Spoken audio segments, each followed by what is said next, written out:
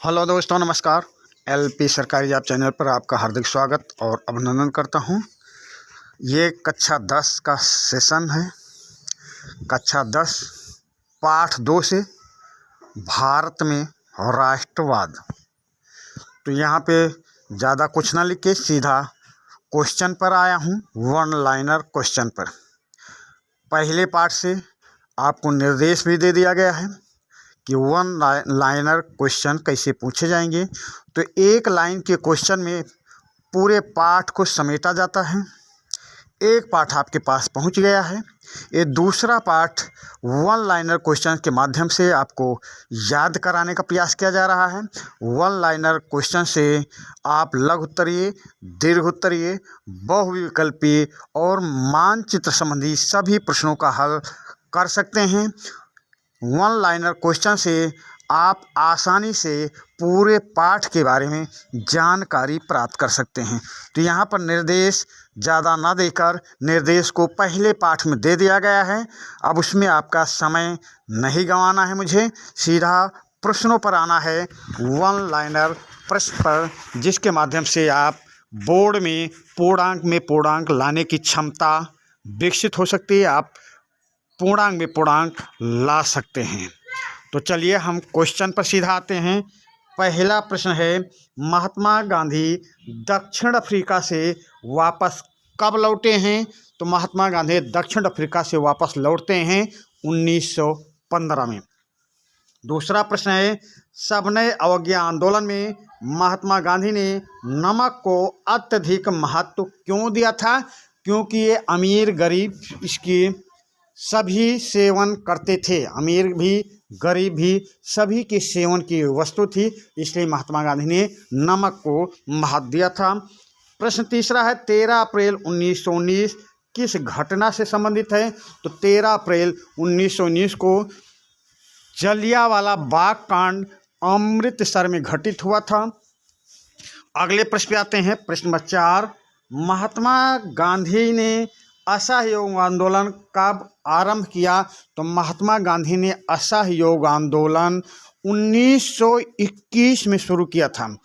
अगर प्रश्न ये रहे कि महात्मा गांधी ने असहयोग आंदोलन चलाने का प्रस्ताव कब पारित करवाया, तो दिसंबर 1920 में नागपुर में पारित करवाया, पर चालू हुआ था 1921 में।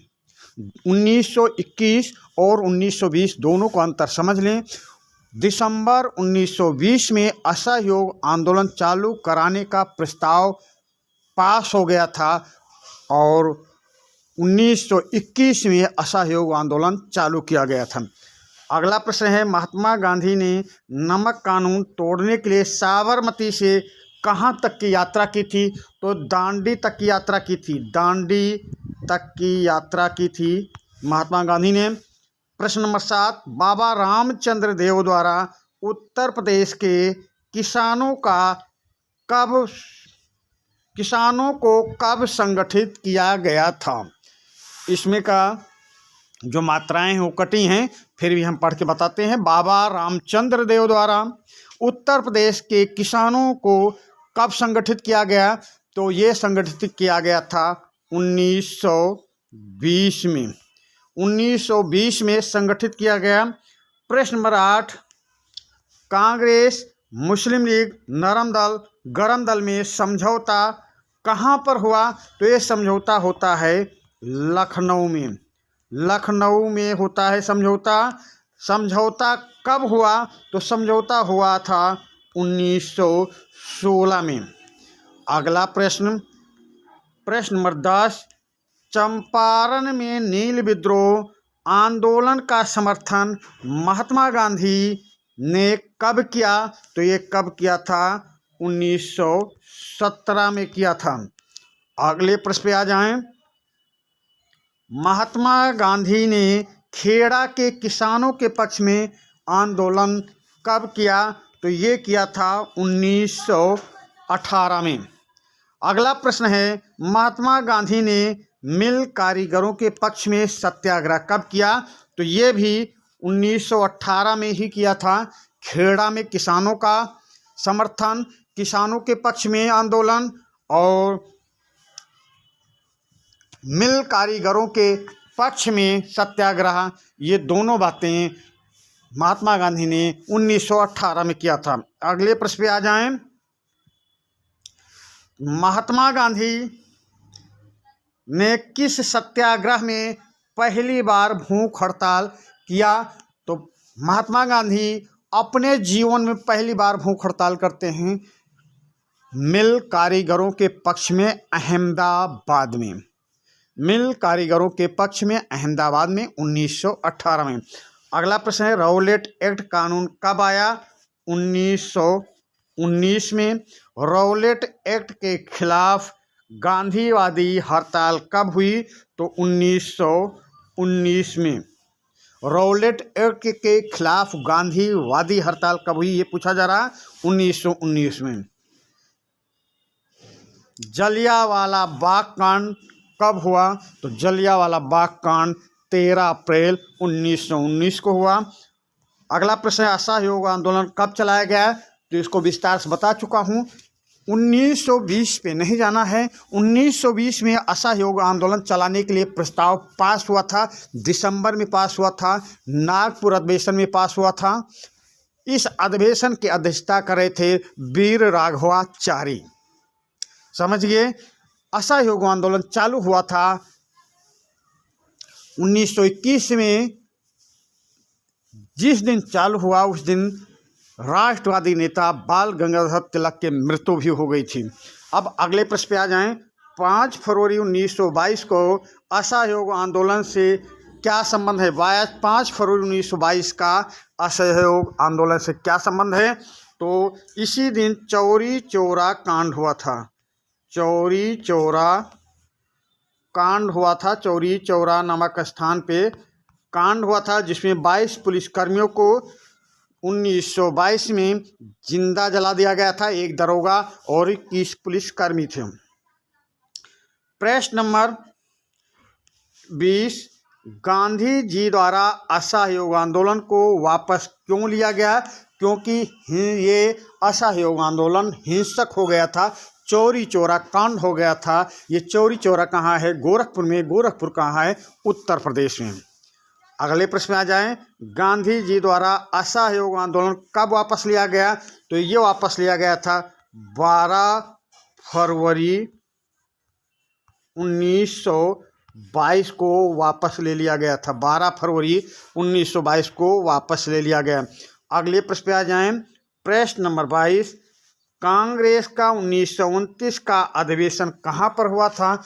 तो 1929 का अधिवेशन लाहौर में हुआ था, जिसकी अध्यक्षता जवाहरलाल नेहरू कर रहे थे। प्रश्न नंबर 23, कांग्रेस के द्वारा पूर्ण स्वराज की मांग को कब स्वीकार किया गया? तो ये किया गया था 1929 में लाहौर अधिवेशन में। अगले प्रश्न पे आ जाएं। दादा भाई नौरोजी द्वारा स्वराज की मांग को कब स्वीकार किया गया?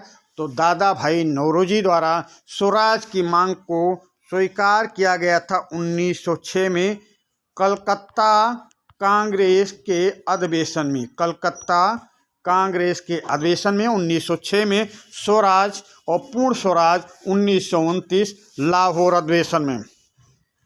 अगले प्रश्न पे आ जाएं। 1930 ईस्वी में भीमराव अंबेडकर द्वारा किस संगठन की स्थापना की गई? 1930 ईस्वी में भीमराव अंबेडकर द्वारा किस संगठन की स्थापना की गई? तो दलित वर्ग एसोसिएशन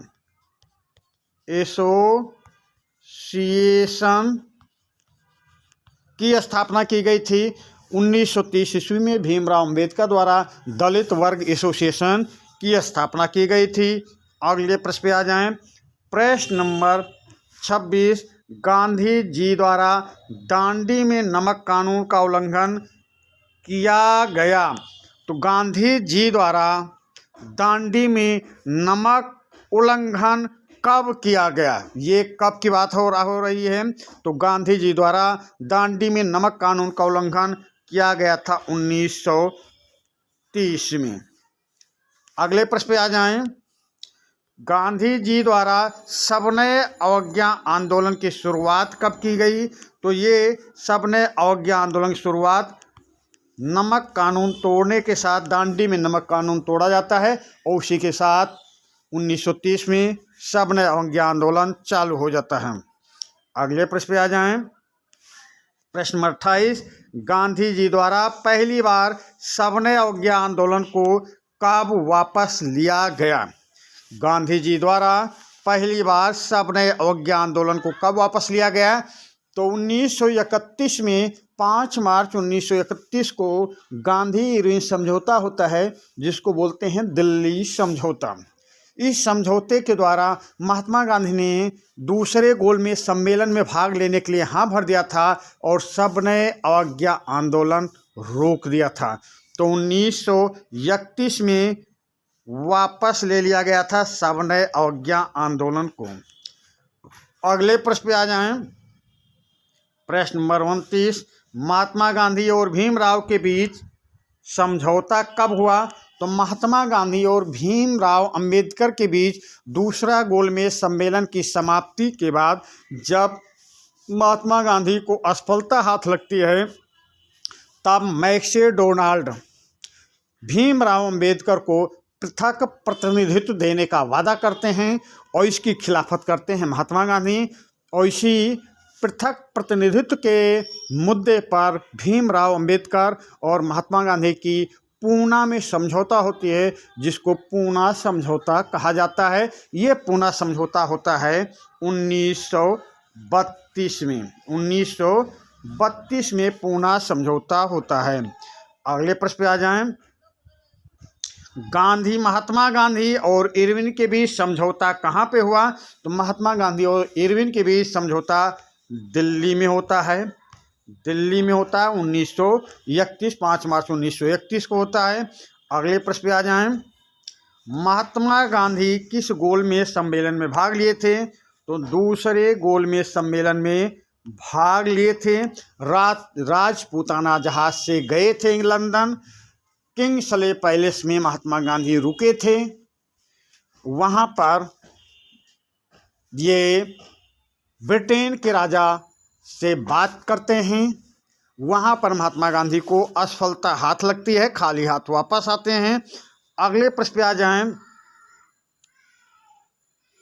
तो दूसरा गोलमेज सम्मेलन कब हुआ? तो दिसंबर 1931 में दूसरा गोलमेज सम्मेलन हुआ था। ये नवंबर और दिसंबर में, पर आप दिसंबर लिखेंगे, नवंबर दिसंबर रहेगा तब भी आप लिख सकते हैं, ये पढ़ सकते हैं, याद कर सकते हैं। दूसरा गोलमेज सम्मेलन हुआ।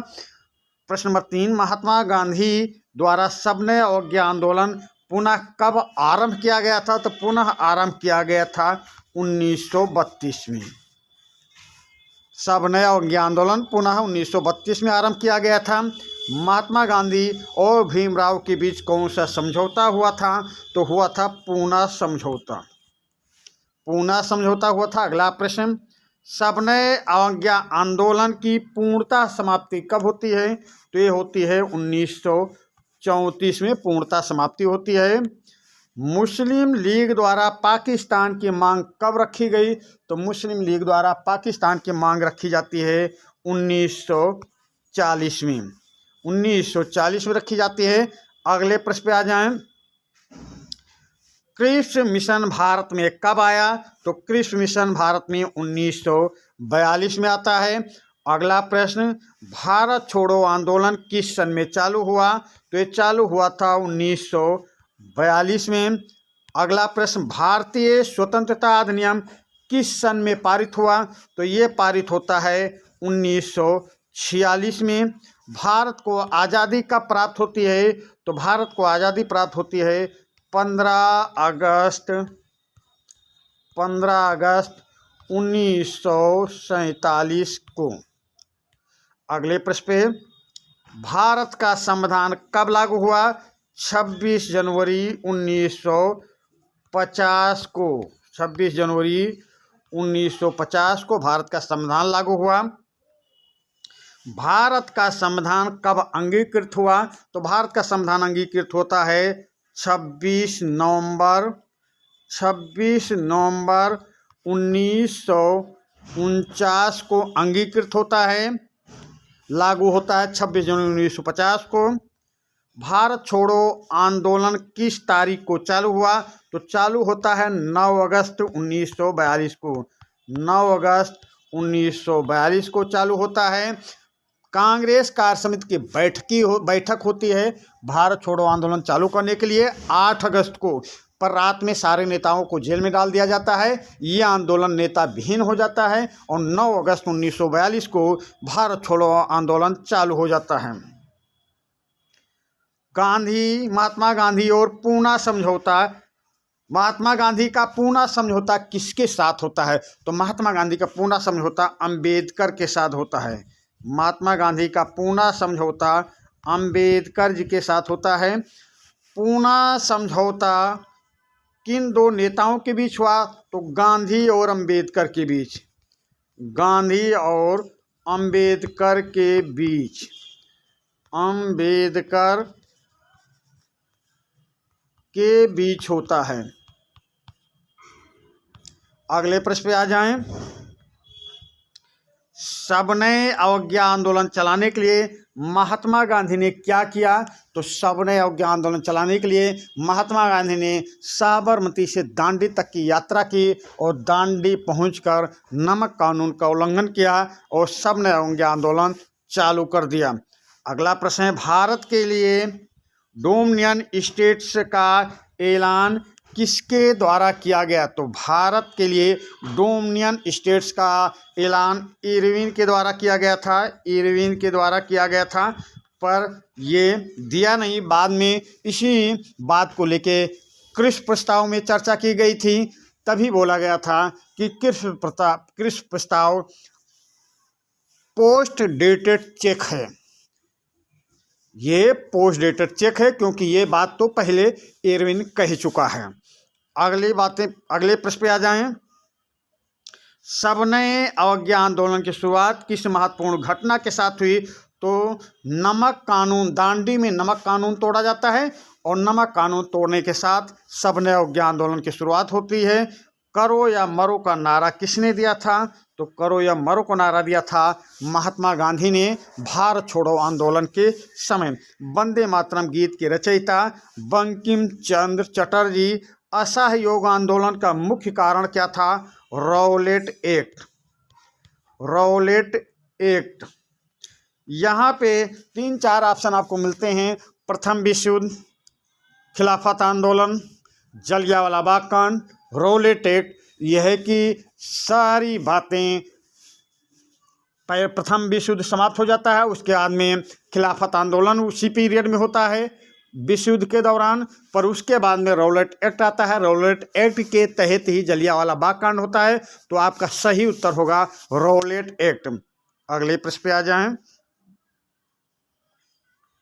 भारत आने पर गांधी जी ने अपना सबसे पहला सत्याग्रह आंदोलन कौन सा किया था? तो चंपारण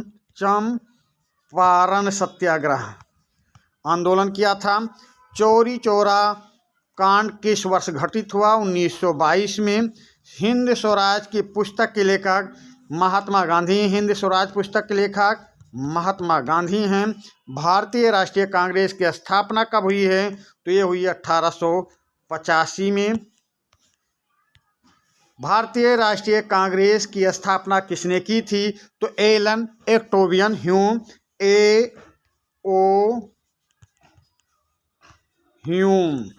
एलन एक्टोवियन ह्यूम ने की थी। भारतीय राष्ट्रीय कांग्रेस की स्थापना का विरोध किसने किया? तो भारतीय राष्ट्रीय कांग्रेस की स्थापना का विरोध किया था लॉर्ड डफरिन। तत्कालीन गवर्नर जनरल थे लॉर्ड डफरिन। डफला पीटते रह गए और कांग्रेस की स्थापना हो गई, यानी विरोध किया था लॉर्ड डफरिन। भारतीय राष्ट्रीय कांग्रेस के प्रथम अधिवेशन की अध्यक्षता किसने की थी? व्योमेश चंद्र बनर्जी। व्योमेश चंद्र बनर्जी ने भारतीय राष्ट्रीय कांग्रेस के प्रथम अधिवेशन की अध्यक्षता की थी। भारतीय राष्ट्रीय कांग्रेस का प्रथम हिंदू अध्यक्ष तो व्योमेश चंद्र बनर्जी ही थे, भारतीय राष्ट्रीय कांग्रेस के पहले हिंदू अध्यक्ष। भारतीय राष्ट्रीय कांग्रेस का प्रथम पारसी अध्यक्ष, तो प्रथम पारसी अध्यक्ष थे दादा भाई नौरोजी। भारतीय राष्ट्रीय कांग्रेस के प्रथम पारसी अध्यक्ष दादा भाई नौरोजी थे। प्रश्न नंबर 62, भारतीय राष्ट्रीय कांग्रेस का प्रथम अंग्रेज अध्यक्ष कौन था? तो प्रथम अंग्रेज अध्यक्ष थे जॉर्ज यूले थे। अगले प्रश्न पे आ जाएं। भारतीय राष्ट्रीय कांग्रेस का प्रथम मुस्लिम अध्यक्ष, तो प्रथम मुस्लिम अध्यक्ष थे बदरुद्दीन तैयब जी। भारतीय राष्ट्रीय कांग्रेस के प्रथम मुस्लिम अध्यक्ष थे बदरुद्दीन तैयब जी। भारतीय राष्ट्रीय कांग्रेस की स्थापना के समय कितने प्रतिनिधि उपस्थित थे? तो 72 प्रतिनिधि थे। 72 प्रतिनिधि थे। भारतीय राष्ट्रीय कांग्रेस की स्थापना के समय 72 प्रतिनिधि थे। भारत छोड़ो आंदोलन किसने प्रारंभ किया? तो भारत छोड़ो आंदोलन के नेता जो थे, प्रारंभ जो किए थे, महात्मा गांधी। अगले प्रश्न पे आ जाएं। भारत छोड़ो आंदोलन चालू करने के लिए कांग्रेस की किस तारीख को बैठक हुई? तो 8 अगस्त 1942 को बैठक होती है। 8 अगस्त 1942 को बैठक होती है। आंदोलन चालू होता है 9 अगस्त को। अगला प्रश्न, स्वराज मेरा जन्मसिद्ध अधिकार है और मैं इसे लेकर रहूंगा, किसका कथन है? तो बाल गंगाधर तिलक का कथन है। स्वराज मेरा जन्मसिद्ध अधिकार है और मैं इसे लेकर रहूंगा, बाल गंगाधर तिलक का कथन है। अगले प्रश्न पे आ जाएं। बाल गंगाधर तिलक ने कहाँ पर कहा था स्वराज मेरा जन्मसिद्ध अधिकार है और इसे मैं लेकर रहूंगा? तो कांग्रेस की बैठक लखनऊ में होती है। कब होती है? 1916 में। 1916 के लखनऊ सम्मेलन में बाल गंगाधर तिलक जी कहते हैं स्वराज मेरा जन्मसिद्ध अधिकार है और इसे मैं लेकर रहूंगा।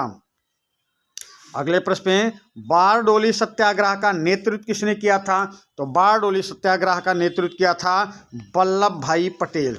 वल्लभ भाई पटेल। वल्लभ भाई पटेल को सरदार की उपाधि किसने दी? तो वल्लभ भाई पटेल को सरदार की उपाधि बारडोली की महिलाओं ने दिया था। वल्लभ भाई पटेल को सरदार की उपाधि बारडोली की महिलाओं ने दी थी। जलियांवाला बाग कांड में गोलियां किसने चलवाई? तो ये चलवाई थी जनरल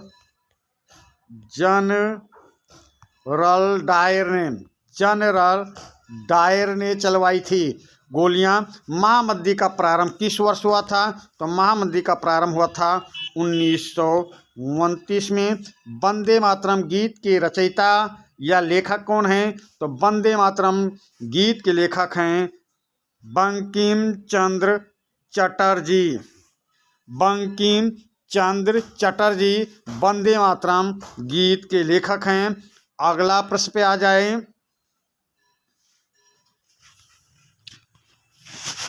तो आनंद मठ के लेखक कौन है? तो आनंद मठ के लेखक भी बंकिम चंद्र चटर्जी हैं। दांडी मार्च का संबंध किससे है? तो दांडी मार्च का संबंध महात्मा गांधी से है।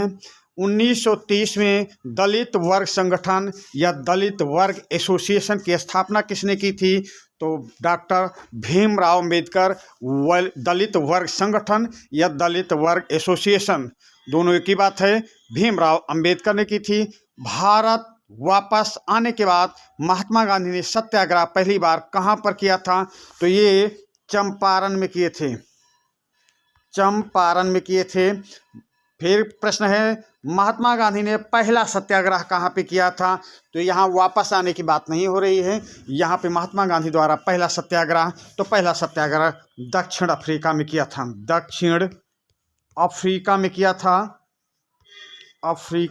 था। अगला प्रश्न है, महात्मा गांधी के गुरु का क्या नाम था? तो महात्मा गांधी के गुरु का नाम था गोपाल कृष्ण गोखले। महात्मा गांधी के पिता का क्या नाम था? तो करमचंद गांधी। महात्मा गांधी के गुरु का नाम गोपाल कृष्ण गोखले, महात्मा गांधी के पिताजी का नाम करमचंद गांधी था। ये अगले प्रश्न पे आ जाएं। जलियांवाला बाग कांड के विरोध में नाइटहुड की उपाधि किसने वापस की? तो रविंद्रनाथ टैगोर ने। रविंद्रनाथ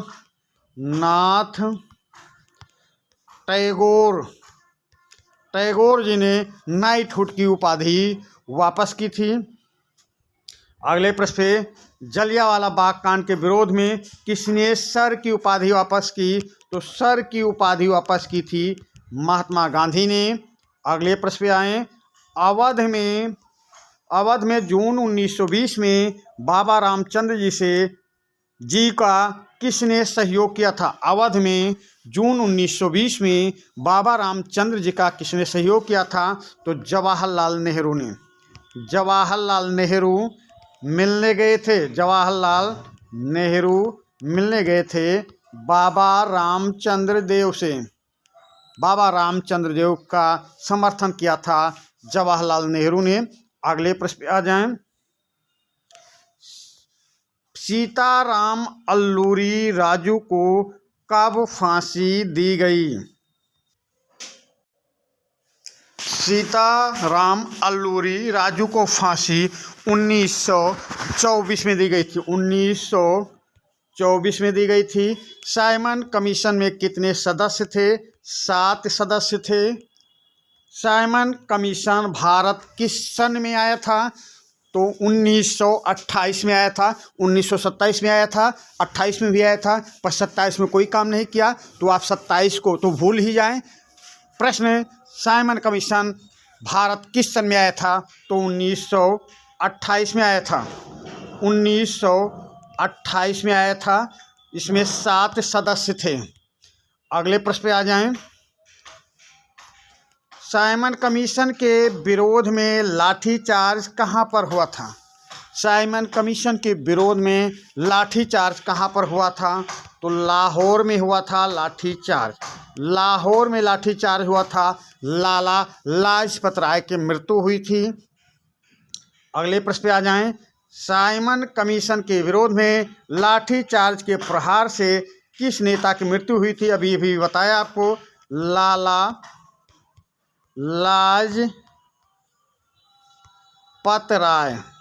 राय की मृत्यु होती है।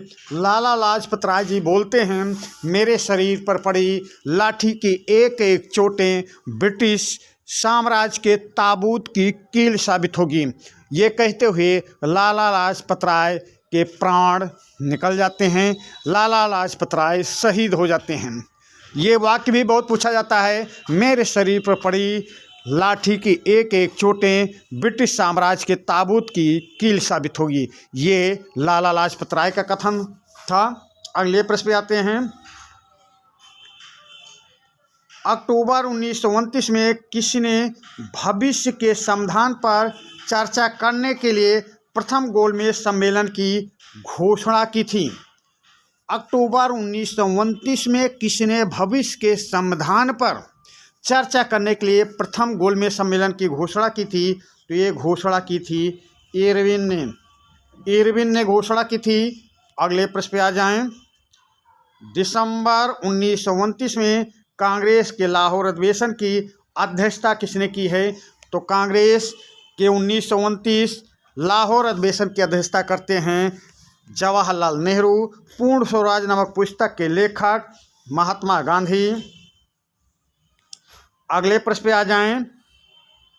गांधी जी ने कितने अनुयायियों के साथ दांडी यात्रा की?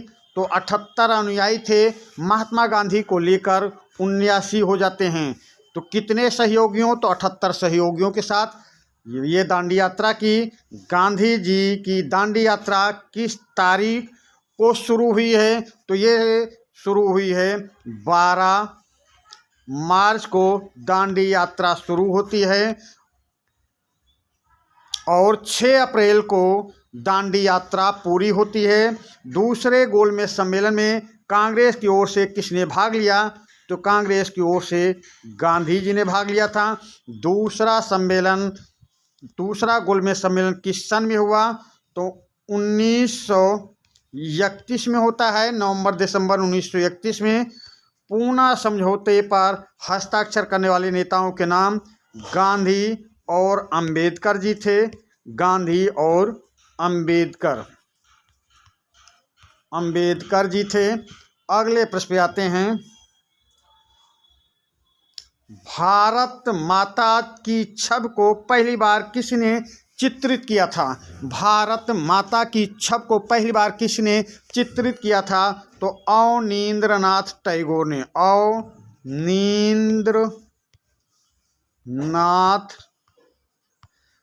टैगोर ने ये रविन्द्रनाथ टैगोर के बड़े भाई थे, ये भी समझ लो। अवनींद्रनाथ टैगोर रविन्द्रनाथ टैगोर के बड़े भाई थे। और भारत माता की छवि को पहली बार किसने चित्रित किया? तो अवनींद्रनाथ टैगोर ने। अगले प्रश्न पे आ जाएं। प्रश्न नंबर 100। 1921 में किसने स्वराज ध्वज को तैयार किया था? तो 1921 में स्वराज ध्वज को तैयार किया था, एक तिरंगा था, ये महात्मा गांधी ने। अगले प्रश्न पे आ जाएं। प्रथम विश्व युद्ध शुरू होने का तात्कालिक कारण क्या था? तो प्रथम विश्व युद्ध शुरू होने का तात्कालिक कारण था ऑस्ट्रिया के राजकुमार की हत्या। प्रथम विश्व युद्ध शुरू होने का तात्कालिक कारण था ऑस्ट्रिया के राजकुमार की हत्या। अगले प्रश्न पे आ जाएं। कांग्रेस द्वारा असहयोग आंदोलन कब अपनाया गया? तो ये अपनाया गया 1921 में। भाई 1920 में नहीं जाना। 1920 नागपुर अधिवेशन में असहयोग आंदोलन का प्रस्ताव पास हुआ है। असहयोग आंदोलन शुरू होता है 1921 में। दिसंबर 1920 में कांग्रेस का अधिवेशन कहाँ हुआ? तो दिसंबर 1920 में कांग्रेस का अधिवेशन नागपुर में होता है। नागपुर में। यहाँ एक बात आप समझ लें, सितंबर 1920 में महात्मा गांधी ने असहयोग आंदोलन प्रस्ताव पेश किया था। असहयोग आंदोलन चलाने के लिए प्रस्ताव पेश किया था कलकत्ता 1920 में, पर ये फेल हो गया था। अध्यक्षता कर रहे थे लाला लाजपत राय। असहयोग आंदोलन चलाने का प्रस्ताव पेश हुआ, फेल हो गया। तो एक कांग्रेसियों की और विशेष करके महात्मा गांधी के नाक का विषय हो गया। तो दिसंबर यानी 3 महीने बाद दिसंबर में कांग्रेस की इज्जत बचाना है, महात्मा गांधी की नाक बचाना है। तो दिसंबर 1920 में असहयोग आंदोलन चलाने का प्रस्ताव दोबारा पेश किया गया। नाग का विषय था, तो दोबारा प्रस्ताव पेश होता है नागपुर में। और नागपुर में कोई वीर विजयी होगा जो प्रस्ताव को पास करेगा, तो वो अध्यक्ष थे वीर विजय राघवाचारी थे। वीर विजय राघवाचारी थे। और असहयोग आंदोलन चलाने का प्रस्ताव दिसंबर 1920 नागपुर में पास हो गया और 1921 में असहयोग आंदोलन चालू हुआ। अब अगले प्रश्न पे आ जाएं। दिसंबर 1920 में कांग्रेस का अधिवेशन कहाँ हुआ? तो दिसंबर में बता दिया। महात्मा गांधी के नाक का विषय था, नागपुर में हुआ और अध्यक्षता कर रहे थे वीर विजय राघवाचारी। अगले प्रश्न पे आ जाएं। असहयोग आंदोलन का नेतृत्व किसने किया था? तो असहयोग आंदोलन का नेतृत्व किया था गांधी जी ने। फिर अगले प्रश्न पे आ जाएं। असहयोग आंदोलन के दौरान अवध में किसानों का नेतृत्व कौन किया? असहयोग आंदोलन चलाने के लिए अवध में किसानों का नेतृत्व किसने किया था? तो ये किए थे बाबा रामचंद्र देव। बाबा रामचंद्र देव ने किया था अवध के प्रतापगढ़ के रूर गांव में।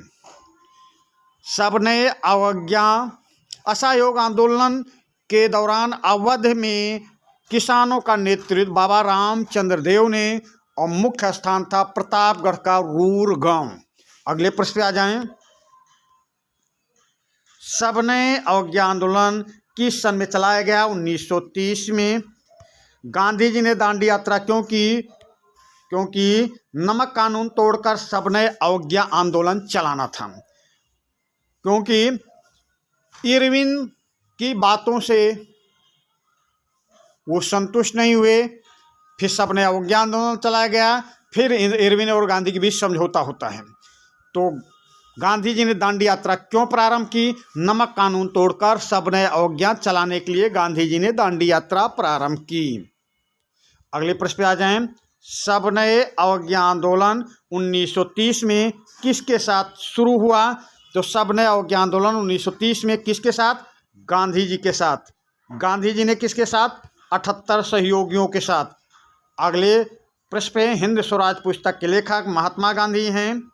चंपारण सत्याग्रह में महत्वपूर्ण भूमिका किसने निभाई? तो महत्वपूर्ण भूमिका गांधी जी ने निभाई थी। गांधी जी को रामचंद्र शुक्ल लखनऊ समझौता में बुलाने आए थे। कांग्रेस के लखनऊ सम्मेलन में रामचंद्र शुक्ल चंपारण से महात्मा गांधी को बुलाने आए थे। महात्मा गांधी ने यहीं पे हाँ भर दिया था कि हम चंपारण आएंगे। अगले प्रश्न पे आ जाएं। खेड़ा किसान आंदोलन किसने चलाया? तो खेड़ा किसान आंदोलन गांधी ने चलाया, महात्मा गांधी ने चलाया। अगले प्रश्न पे आ जाएं। भारत में खिलाफत आंदोलन कब और किस देश के शासक के समर्थन में हुआ? तो खिलाफत आंदोलन 1919 में तुर्की के खलीफा, तुर्की के शासक या खलीफा के समर्थन में शुरू हुआ। भारत में खिलाफत आंदोलन 1919 में शुरू हुआ। किसके समर्थन में? तुर्की के शासक या तुर्की के खलीफा के समर्थन में शुरू हुआ। अगले प्रश्न पे आ जाएं। कांग्रेस ने किस अधिवेशन में खिलाफत आंदोलन का प्रस्ताव पारित किया? कांग्रेस ने किस अधिवेशन में खिलाफत आंदोलन का प्रस्ताव पारित किया? तो कलकत्ता अधिवेशन में पारित किया था खिलाफत आंदोलन का प्रस्ताव। अगले प्रश्न पे आ जाएं। कांग्रेस द्वारा असहयोग आंदोलन कब अपनाया गया? बार बार प्रश्न आ रहा है। 1920 पे कतई नहीं जाएंगे, 1921 पे ही जाएंगे। 1920 में ही प्रस्ताव पास हुआ है। अगले प्रश्न पे आ जाएं। शैक्षिक संस्थानों में आरक्षित सीटों और अलग निर्वाचन क्षेत्र की मांग किसने की? प्रश्न बहुत ही महत्वपूर्ण है। देखिए, ऐसे प्रश्न रखे गए हैं कक्षा 10 के वन लाइनर में, ये दूसरे पाठ में, कि आप इन प्रश्नों के द्वारा लघु उत्तरीय और दीर्घ उत्तरीय प्रश्नों को सेट कर सकते हैं। इन वन लाइनर प्रश्नों के द्वारा संपूर्ण पाठ की आपको जानकारी दी जा रही है। सेशन आपको पसंद आए तो आप शेयर अवश्य करें और बार बार देखें ताकि आपको लघु उत्तरीय और दीर्घ उत्तरीय प्रश्न याद ना करना पड़े। और इसके इन लघु वन लाइनर प्रश्नों के द्वारा आपकी कंपटीशन की भी तैयारी होगी और कक्षा 10 का पूरा सिलेबस आपका तैयार करवा दूंगा। बशर्ते आप वीडियो को देखते रहें, लाइक करें और पसंद आए तो शेयर अवश्य करें। और हम आशा करते हैं कि आपको ज़रूर पसंद आएगा। ऐसे प्रश्नों को शामिल किया गया है जिसके माध्यम से आपको पाठ की संपूर्ण जानकारी आसान और सरल शब्दों में मिल जाएगी। तो अगले प्रश्न पे, प्रश्न नंबर 117, शैक्षिक संस्थानों में आरक्षित सीटों और अलग निर्वाचन क्षेत्रों की मांग किसने की थी? कितना महत्वपूर्ण प्रश्न है। ये मांग किया था अंबेडकर जी ने, अंबेडकर जी ने। अगले प्रश्न पे आ जाएं। पूना समझौते पर हस्ताक्षर कब हुए? 1932 में। दूसरे गोलमेज सम्मेलन के समय प्रधानमंत्री कौन था? तो दूसरे गोलमेज सम्मेलन के समय प्रधानमंत्री थे रैमसे मैकडोनाल्ड